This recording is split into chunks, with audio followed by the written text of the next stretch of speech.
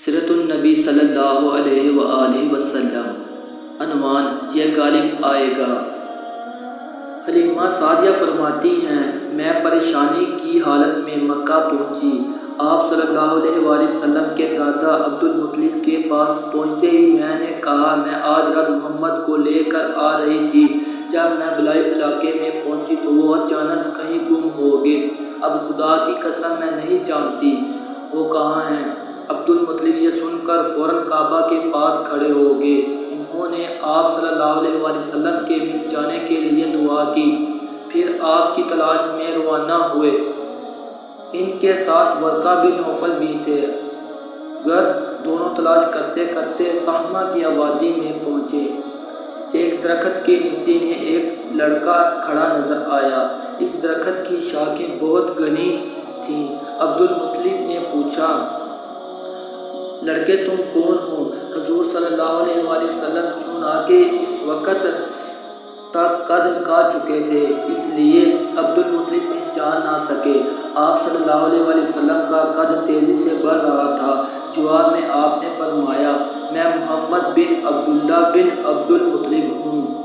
یہ سن کر عبد المطلب بولے، تم پر میری جان قربان، میں ہی تمہارا دادا عبد المطلب ہوں۔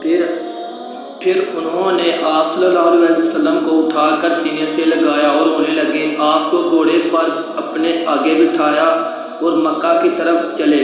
گھر آ کر انہوں نے بکریاں اور گائیں ذبح کی اور مکہ والوں کی دعوت کی۔ آپ کے مل جانے کے بعد حضرت حلیمہ سعدیہ حضرت آمنہ کے پاس آئیں تو انہوں نے پوچھا، حلیمہ اب آپ بچے کو کیوں لے آئی ہیں؟ آپ کی تو خواہش تھی کہ یہ ابھی آپ کے پاس اور رہے۔ انہوں نے جواب دیا، یہ اب بڑے ہو گئے ہیں اور اللہ پاک کی قسم میں اپنی ذمہ داری پوری کر چکی ہوں۔ میں خوف محسوس کرتی رہتی ہوں کہیں انہیں کوئی حادثہ نہ پیش آ جائے، لہٰذا انہیں آپ کے سپرد کرتی ہوں۔ حضرت آمنہ کو یہ جواب سن کر حیرت ہوئی، بولی، مجھے سچ سچ بتاؤ ماجرا کیا ہے؟ تب انہوں نے سارا حال کہیں سنایا۔ حلیمہ سعدیہ نے دراصل کئی عجیب و غریب واقعات دیکھے تھے۔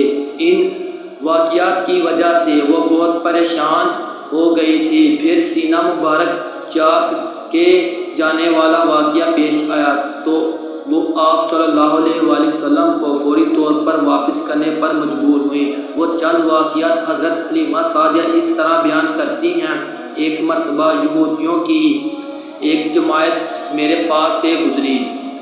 یہ لوگ آسمانی کتاب تورات کو ماننے کا دعویٰ کرتے تھے۔ میں نے ان سے کہا، کیا آپ لوگ میرے اس بیٹے کے بارے میں کچھ بتا سکتے ہیں؟ ساتھ ہی میں نے حضور اکرم صلی اللہ علیہ وآلہ وسلم کی پیدائش کے بارے میں انہیں تفصیلات سنائی۔ یہودی تفصیلات سن کر آپس میں کہنے لگے، اس بچے کو قتل کر دینا چاہیے۔ یہ کہہ کر انہوں نے پوچھا، کیا یہ بچہ یتیم ہے؟ میں نے ان کی بات سن لی تھی کہ وہ اس کے قتل کا ارادہ کر رہے ہیں، سو میں نے جلدی سے اپنے شوہر کی طرف اشارہ کرتے ہوئے کہا، نہیں، یہ رہے اس بچے کے باپ۔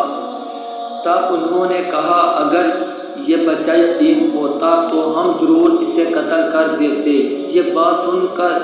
یہ بات انہوں نے اس لیے کہی کہ انہوں نے پرانی کتابوں میں پڑھ رکھا تھا کہ ایک آخری نبی آنے والے ہیں، ان کا دین سارے عالم میں پھیل جائے گا، ہر طرف ان کا بول بالا ہوگا، ان کی پیدائش اور بچے کی یہ علامات ہوں گی اور یہ کہ وہ یتیم ہوں گے۔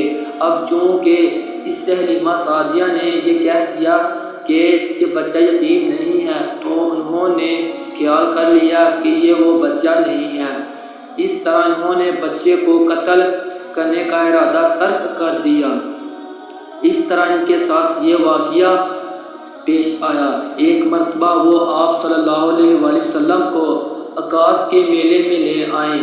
جاہلیت کے دور میں یہاں بہت مشہور میلہ لگتا تھا۔ یہ میلہ طائف اور نخل کے درمیان میں لگتا تھا۔ عرب کے لوگ حج کرنے آتے تو شوال کا مہینہ اس میلے میں گزارتے، کھیلتے کودتے اور اپنی برائیاں بیان کرتے ہیں۔ حلیمہ سعدیہ رضی اللہ تعالیٰ عنہ آپ صلی اللہ علیہ وآلہ وسلم کو لیے بازار میں گھوم رہی تھی کہ ایک کاہن کی نظر آپ صلی اللہ علیہ وآلہ وسلم پر پڑی۔ اسے آپ میں نبوت کی تمام علامات نظر آ گئیں۔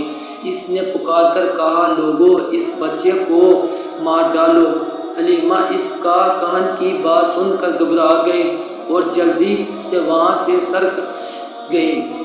اس طرح اللہ تعالیٰ نے حضور صلی اللہ علیہ وآلہ وسلم کی حفاظت فرمائی۔ میلے میں موجود لوگوں نے کاہن کمی آواز سن کر ادھر ادھر دیکھا کہ کس بچے کو قتل کرنے کے لیے کہا گیا ہے، مگر انہیں وہاں کوئی بچہ نظر نہیں آیا۔